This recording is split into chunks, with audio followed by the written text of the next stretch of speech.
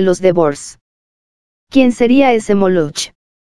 La tradición antigua nos habla de Moloch, un toro de hierro que era calentado al rojo vivo. Cuenta la historia que muchos niños eran arrojados al vientre horrible de ese toro de hierro.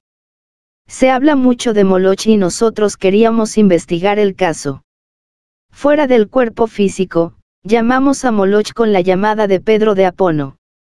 Conforme vocalizábamos los mantrams, nos hundíamos en los infiernos atómicos de la naturaleza. Entonces vimos inmensas multitudes de seres humanos que viven en el abismos. De pronto por entre las multitudes vimos un jinete sobre su cabalgadura. El jinete montaba un brioso corcel. Aquel jinete parecía un árabe. Vestía túnica roja color de sangre y cubría su cabeza un turbante oriental. El rostro de aquel hombre era realmente como el de un árabe. Ojos grandes y negros, penetrantes, espesas cejas, labios fuertes y gruesos, nariz recta, color moreno. El hombre usaba sandalias. Toda su apostura era realmente como la de un jinete de la Arabia feliz. Era Moloch. El terrible demonio Moloch. Pronto se dirigió hacia nosotros, en su brioso corcel. Se abrió paso por entre las multitudes y gritándonos con gran voz, se dirigió al director de la cadena de investigaciones y le dijo burlándose y perversamente satisfecho: «Ah, ya te hacía yo por allá arriba entre los angelitos. ¿Con que ya volviste?» Entonces el director de la cadena de investigaciones, lleno de valor, le contestó: «Te equivocas, Moloch, yo aquí no estoy sino de visita. He venido a investigarte. Eso es todo». Moloch se retiró. Y todos los investigadores retornamos a nuestros cuerpos físicos. Mucho más tarde invocamos a su antítesis luminosa, Orifael, el ángel de Saturno. Ese ángel gobierna el maravilloso rayo luminoso de Saturno. Terminada esta última invocación de la conjuración de los 7, llegamos a las siguientes conclusiones. 1. La conjuración de los 7 del sabio Salomón es una conjuración cabalística de inmenso poder para combatir a las legiones tenebrosas. 2. La conjuración de los 7 del sabio Salomón debiera ser utilizada por todos los estudiantes de ocultismo antes de sus rituales, o para limpiar sus casas, o antes de entregarse al sueño, o antes de realizar todas sus prácticas esotéricas. Así se aleja a los tenebrosos. 3. Los demonios son terriblemente fornicarios, eyaculan el licor seminal. 4. Los ángeles no eyaculan jamás el licor seminal. 5. Cuando el hombre no eyacula su licor seminal, despierta el Kundalini, la serpiente ígnea de nuestros mágicos poderes que se halla encerrada en el chakra coxígeo, iglesia de Éfeso, base de la médula espinal. Esta serpiente entra por el orificio inferior de la médula espinal que en personas comunes y corrientes está cerrado. Los vapores seminales abren este orificio para que la serpiente ígnea entre por allí. Conforme la serpiente va subiendo por el canal medular, va abriendo todos nuestros poderes, desarrollando todas nuestras facultades.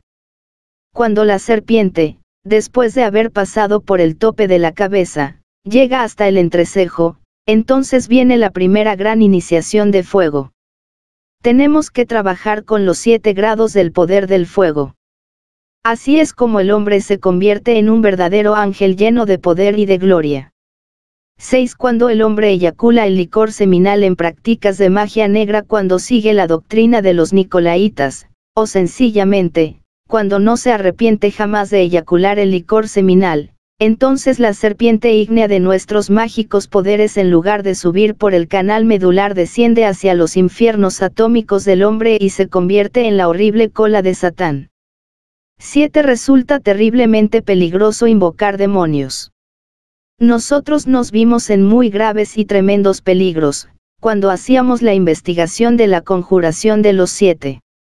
Si el estudiante no está armado con la espada de la justicia, si no es absolutamente casto, si no sigue la senda de santificación, fácilmente podría perder la vida en esos trabajos.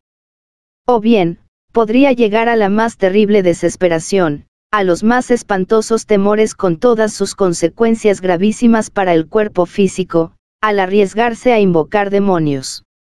8. La alta teurgia solo debe ser utilizada para invocar ángeles. Por medio de la alta teurgia podemos estudiar a los pies de los grandes maestros de sabiduría, conversar con los ángeles, hablar con los constructores del universo, platicar con nuestro Dios interior, cara a cara, en los mundos superiores. 9. Debemos sublimar todas nuestras energías sexuales hacia el corazón.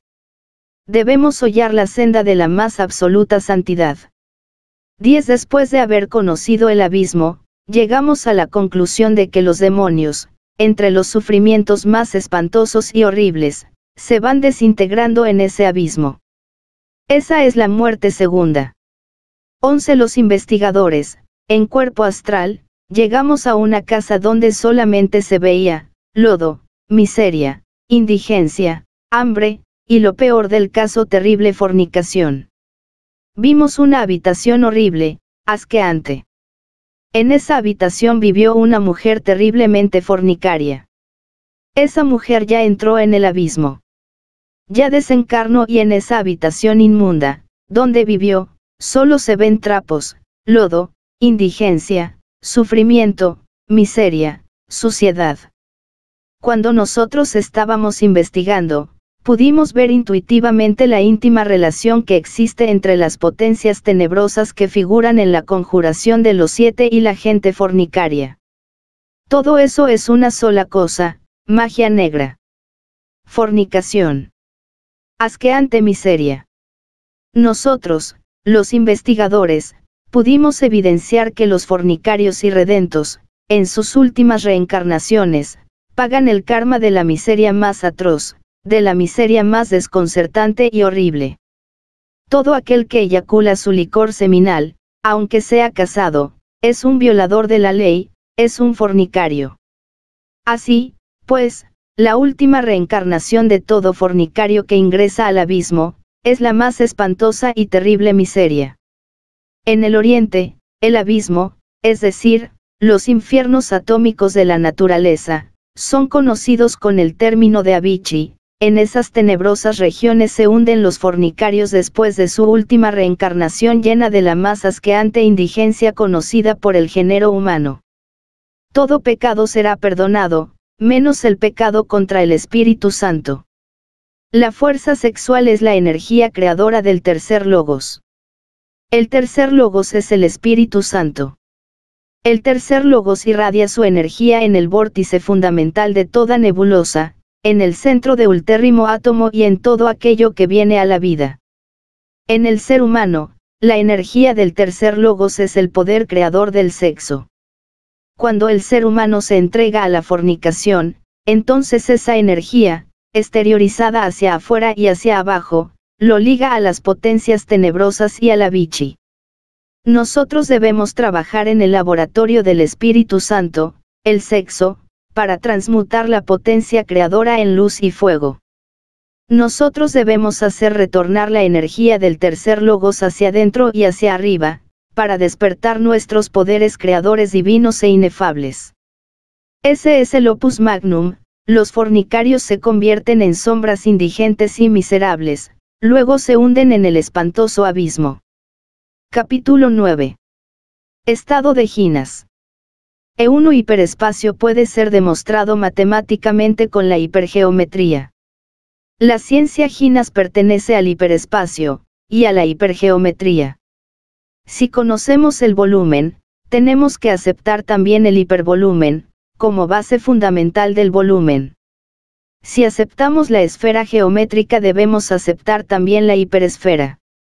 El hiperespacio permite a los gnósticos realizar actos extraordinarios.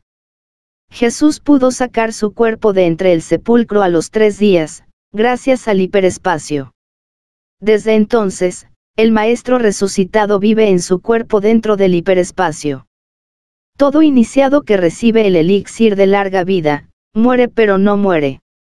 Al tercer día se escapa del sepulcro utilizando el hiperespacio. Entonces el sepulcro queda vacío.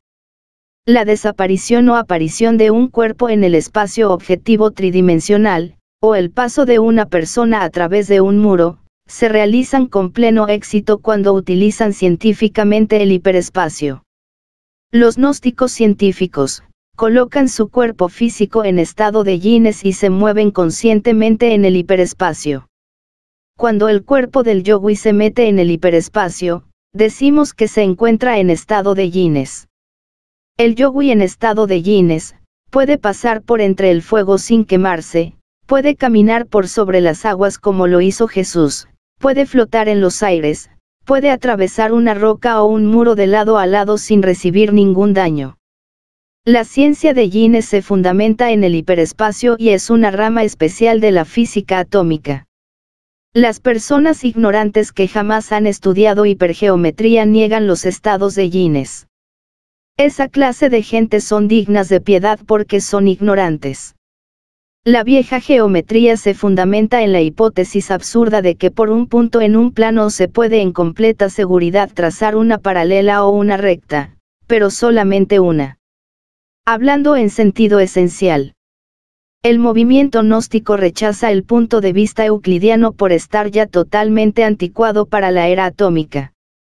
La llamada paralela única, suspendiéndose en el sentido espacial absoluto, se multiplica dentro de las distintas dimensiones del hiperespacio. Entonces ya no es única. La paralela única de Euclides es un sofisma para atrapar gente ignorante.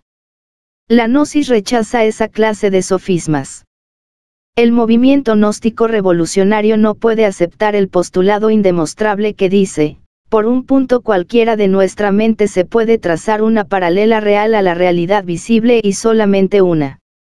La paralela única no existe, el espacio tridimensional absoluto y dogmático del geómetra Euclides, es indemostrable y falso. La afirmación absurda de que el mundo físico de experimentación ese, único real resulta ser una razón muy socorrida de los ignorantes ilustrados que jamás han investigado los campos electromagnéticos y la llamada promateria, como causa causorum de la materia física. La cuarta dimensión es hiperespacial. Los gnósticos tienen sistemas especiales para meter su cuerpo físico dentro del hiperespacio. No importa que los ignorantes se rían de los estados de yines. El que ríe de lo que no conoce está en camino de ser un idiota. Realmente solo el idiota ríe y ríe de lo que desconoce. Los agnósticos afirmamos que el espacio infinito interplanetario es curvo. Afirmamos que el infinito vive en incesante movimiento, afirmamos que existe una serie infinita de espacios giratorios de distintas dimensiones que se penetran y compenetran sin confundirse. Afirmamos que todos esos espacios del infinito estrellado tienen forma hiperelipsoidal. Afirmamos que con la fuerza de la mente el hombre puede meter su cuerpo físico dentro de cualquier espacio giratorio hiperelipsoidal. Afirmamos rotundamente que la astrofísica revolucionaria demostrará al mundo la existencia del hiperespacio. Afirmamos que dentro de una línea existen otras líneas hiperespaciales. Afirmamos que el Salvador del mundo vive actualmente en el hiperespacio con el mismo cuerpo que tuvo en Tierra Santa. Afirmamos que todo iniciado que recibe el elixir de larga vida, muere pero no muere.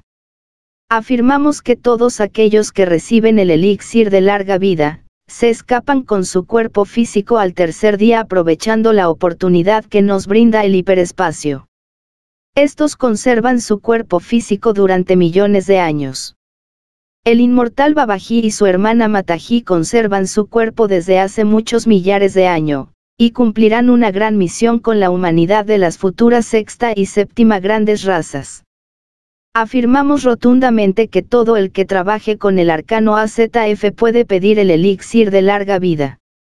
Esos mueren pero no mueren.